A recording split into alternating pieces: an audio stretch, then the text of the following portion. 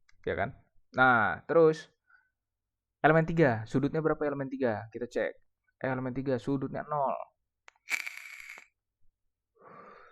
Nah, elemen 3 ini berarti kita lihat ada gayanya nggak sekarang?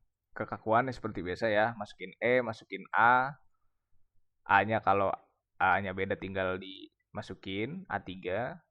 Terus ada gaya nggak di sini? Elemen 3. Elemen 3 dia bersentuhan dengan not 3. Mulai dari 3 ke 4. Berarti di sini. Nah, di sini gue masukin nih. Ada gaya kan? Karena tadi P per 3. Gue bagi jadi 3. Berarti di sini sekarang gayanya sebesar P per 3 juga.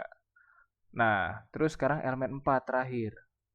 Ada gayanya cuma di not 3 di sini ya. Tapi dia kalau dilihat dia sumbu X tetap ya di not 3. Dan kalau dilihat elemen 4 ini berangkat dari not 2 ke not 3. Nah, ini hati-hati. Ingat-ingat pokoknya kalau pusing dia berangkatnya dari not berapa ke berapa, dari diskritisasi ini gotong aja ke bawah nih. Copy-copy aja ke bawah nih biar kagak liar. Nah, jadi kelihatan nih. Oke, elemen 4 dari 2 ke 3. Berarti yang paling atas ini punya 2, yang paling bawah ini punya 3. Berarti yang ada di not 3 itu ada gaya horizontal sebesar P per 3 ke kanan. Berarti yang diisi yang ini, komponen X-nya. Oke, clear?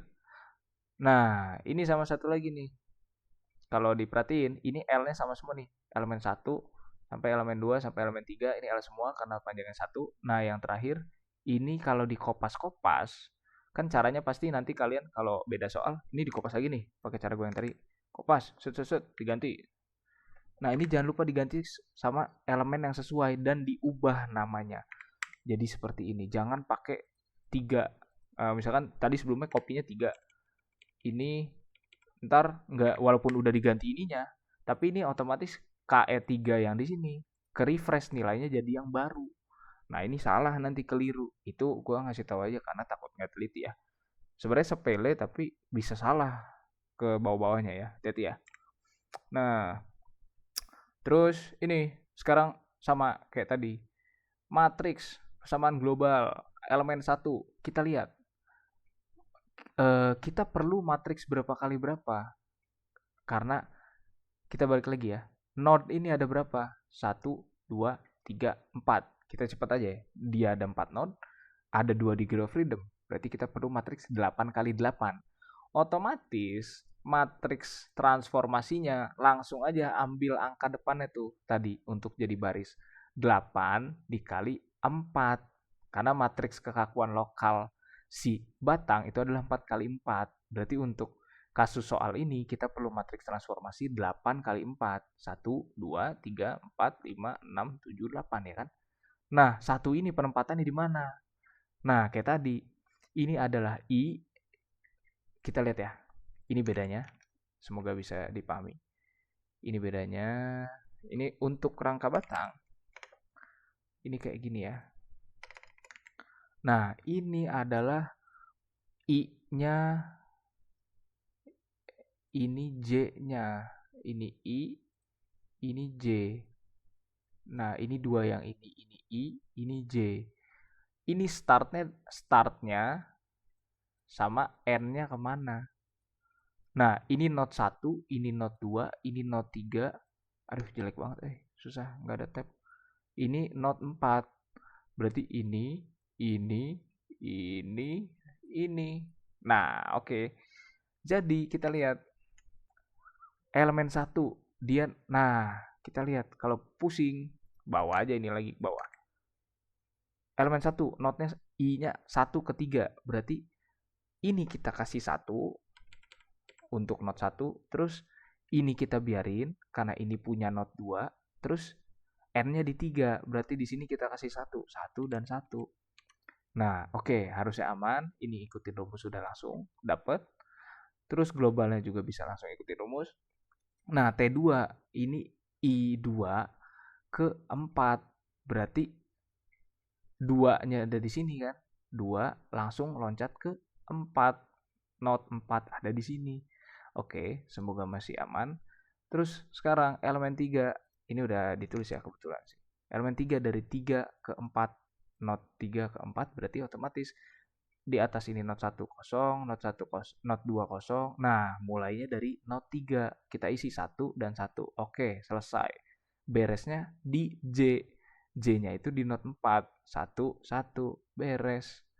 Tinggal dapetin globalnya semua.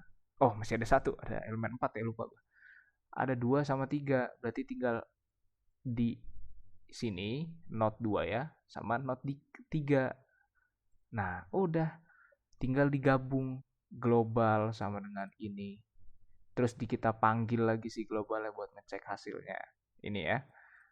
Si gaya globalnya juga sama, kita jadiin kita jumlah. Nah, untuk ngecek ini kita lihat sama dengan 1 gaya global eksternalnya. Sesuai kan? Itu cuma ada 1 kilonewton ke kanan. Kalau kita bawa soalnya ke bawah, ini jadi kayak gini. Ini coba ada 1 kilonewton ke kanan di not 3 dan komponen horizontal. Kita lihat, ini komponen horizontal 1, 2, 3. 1, 2. Ini punya not 1, ini punya not 2, dan ini punya not 3. Nah, punya not 3 yang komponen X itu 1, yang Y-nya 0. Sesuai ya? Oke, itu udah benar dari situ. Berarti dari situ tinggal lanjut. Oke, eliminasi seperti biasa kayak tadi, kita tinggal ilangin aja kolom-kolom yang punyanya 0, yang perpindahannya 0. Di sini kita lihat ada peletakan apa aja. Not 3 dan not 4 ini free. Dia bisa gerak. Yang nggak bisa gerak di sini 1 dan 2. Dia menahan X dan menahan Y. Berarti otomatis U1 V1 atau X1 Y1 dan ini pakai V sih ya. Ya udah. U1 V1 dan U2 V2 itu 0. Berarti 1 2 3 4 ini 0. 4 pertama, 4 kolom. 4 kolom pertama ini itu kita hilangkan. Ya kan? Nih. Kita bawa lagi ke Word biar nggak bingung. Oke. Times New Roman. Sub. Nah, ini kita tinggal hilangin nih. Si abang ini. 1, 2, 3, 4. U1, V2, U2. V2-nya habis. Berarti 4 pertama ini yang urutan ini. 1, 2, 3, 4. Ini habis. Berarti matriksnya sisa yang ini aja. Ya kan? Nah, langsung kita bikin matriks kayak gini. Set, dilihat ya, sesuai ya. Boundary conditionnya kayak gini, sama kayak yang kita tadi. Nah, sesuai. Jadi di sini perlu teliti, nolnya mulai dari baris ke berapa, hati-hati, itu yang bikin agak lama di Matcat ini. Terus udah sisanya tinggal ikutin rumus. Jadi rumus udah ada template, set, masuk, dapat reduksi, udah dapat global ya, langsung. Terus ini kita pakai metode penalti yang tadi. Kita panggil lagi kekakuan global, kita panggil lagi force globalnya. Nah, syarat batasnya tadi U1 V1, U2 V2 0. Berarti kita nyatakan di sini U1, U2, V1, V2 sama dengan 0. Nah, ini harus kita nyatakan ya. Ini harus kita nyatakan buat metode penalti ini. Jadi misalkan nanti kalau kasusnya lain, misalkan U3 atau V3 yang 0, berarti nanti kita nyatain lagi U3 sama dengan 0 mm, V4, V3 aja deh sama dengan 0 mm. Aduh. Nah, baru kita lanjutin penalty numbernya. Ini contoh aja. Penalty number kita pakai 10 pangkat 20, boleh, udah besar sekali. Nah, ini ada range-nya. Ya, ternyata ada range-nya. Sekitar segini lah. Nah, berarti yang syarat batasnya tadi, matriks identitasnya kita taruh nih. PN, PN, PN, dan PN. Dan sisanya 0. Ini matriks penalti kita nanti ya. Oke. Nah, terus FB-nya juga. FB-nya ini semuanya nol, tapi yang apa sih namanya? Yang punya syarat batas itu U1, V2, V2, U2, V2 itu kita kalikan dengan PN, nilai perpindahannya. 0 dikali PN, 0 kali PN, 0 kali PN. Gini ya. Bisa langsung dikali 0 aja sih, ditulis 0, 0, 0, bebas. Mau dinyatain di sini juga boleh. Nah, terus terakhir kita langsung iniin rumus saja. Kita ikutin rumus KGB sama dengan KG plus KB, jadi kayak gini, FGB juga begini. Jadilah seperti ini. Hasilnya kita cek sama atau enggak. Ternyata sama kalau dicek hasilnya ya. Tuh. Ini sama hasilnya. Bisa di-scroll aja ke atas nanti. Nah, ini hasilnya udah sama, berarti udah oke pengerjaan kita. Kita harus cek. Aduh, caranya bukan ngecek sih sekarang. Penyelesaian variabel sekunder, peletakan sama gaya stres, aksial stres di batang ya. Ini gaya aksialnya. Nah, ini kalau dilihat ya, ini sama persis, bisa langsung ikutin aja reaksi peletakannya. Ini kita buletin, jangan lupa. Oke, kayak gini. Set, set, set, set. Jadi minus 1, minus 1. Nah,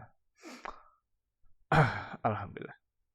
Nah, terus kita cek gaya yang bekerja net force atau ya axial force yang bekerja di masing-masing batang. Masing-masing batang kita lihat. Ini kita cari perpindahannya. Perpindahannya itu berapa gitu. U1 ini matriks perpindahan si batang 1, kita lihat batang 1, dia not 1 dan not 3. Berarti kita pengen cari tahu perpindahan X dan Y di not 1 dan perpindahan X dan Y di not 3. Nah, ini kita indexing khusus spesifik untuk batang 1. Nah, ini kenapa UG4, UG5 ini adalah indexing matriksnya. Kalau dilihat ini 1, 2. 1, 2 ini mulainya bukan dari 1 ya, kalau indexing matrix, sorry. Ini mulai dari 0, 0 dan 1. Ini punya not 1, makanya di sini adalah UG0 dan UG1. Nah, terus displacement di 3-nya berapa? Ini kan punya not 1, ini punya not 2, ini punya not 3. Berarti mulainya 0, 1, 2, 3, 4, dan 5. Berarti mulainya UG4 dan UG5. Makanya di sini UG4 dan UG5. Kita dapetin si displacement dalam bentuk matriks di khusus untuk batang 1 dan kita bisa dapetin axial force-nya dengan rumus ini. Ya, seperti ini ya. Ini bisa di cari langsung pakai rumus ini. Ini sama aja kayak yang cara Excel yang pernah gue sampein. Ini udah dalam bentuk matriks aja. Nah, ini kalau buat batang selanjutnya, batang 2, ini kita tinggal cari, kita tinggal kopas nih. Ininya kopas aja. Terus U1-nya diganti dengan U2 biar nggak sama nanti ya. Terus indexingnya diganti untuk batang 2. Gue contohin lagi batang 2, dia mulai dari 2 ke 4, berarti dia start dari indexing 0, 1, 2. Mulai dari 2, 3, dan 5, 6. 2, 3, dan 6, 7, sorry. 0, 1, 2, 3, 4, 5, 6. Ya, 6, 7 ya di sini. Makanya di sini 2, 3, dan 6, 7. Dipanggil nih si displacementnya. Terus axial force-nya berapa? Tinggal N2 kita ganti. Kalau kita kopas dari atas berarti kan tadi N1, berarti kita tinggal ganti N2 dengan parameter batangnya yang ini sama ya, kayak 1. Terus diganti displacement di sini jadi U2 yang ada di sini. Langsung dapat nih. Oke, di sini nggak ada axial force di batang 2 yang ini, ya kan? Nggak ada. Nah, terus diteruskan sampai batang 4. Kita cek. Kalau dari bayangan kita yang bakal ada aksialnya itu adalah kemungkinan yang ini dan yang ini. Ya enggak? Kita cek 4 dan 3 harusnya punya 4 dan 3. Mana nih 4? Nah, Mana 4? Nah, 4 nih ada kan? Ada force-nya. Oh, tapi yang 3 nol ya. Coba kita cek. Oh, batang nol ya, yang 3 ya. Oh iya, batang nol harusnya. Oke. Nah, intinya caranya seperti itu. Kita bisa cari gaya masing-masing, gaya aksialnya ya. Alhamdulillah. Nah, terakhir itu kalau batang pokoknya sampai sini, sampai gaya aksial dan sampai stres, ya kan? Berarti tinggal, nah dari sini kita bisa nentuin nih, dia tertarik apa tertekan. Nah, dilihat ya. Ini negatif nih, yang 4 nih, batang 4. Nah, kalau negatif, dia tertekan karena asumsi kita kalau di compression itu kayak di statika ya, metode of join itu kalau dibayangin secara fisis itu tuh kenapa asumsi tertarik itu adalah positif, tertarik itu keluar ya. Nah, ini arahnya ke dalam, ya kan? Negatif dia. Berarti di sini kalau negatif dia batang compression gitu. Oke, semoga clear ya. Kalau ada yang bingung bisa langsung tanya aja. Oke, semangat. Sisanya nanti rangka balok menyusul ya. Terima kasih.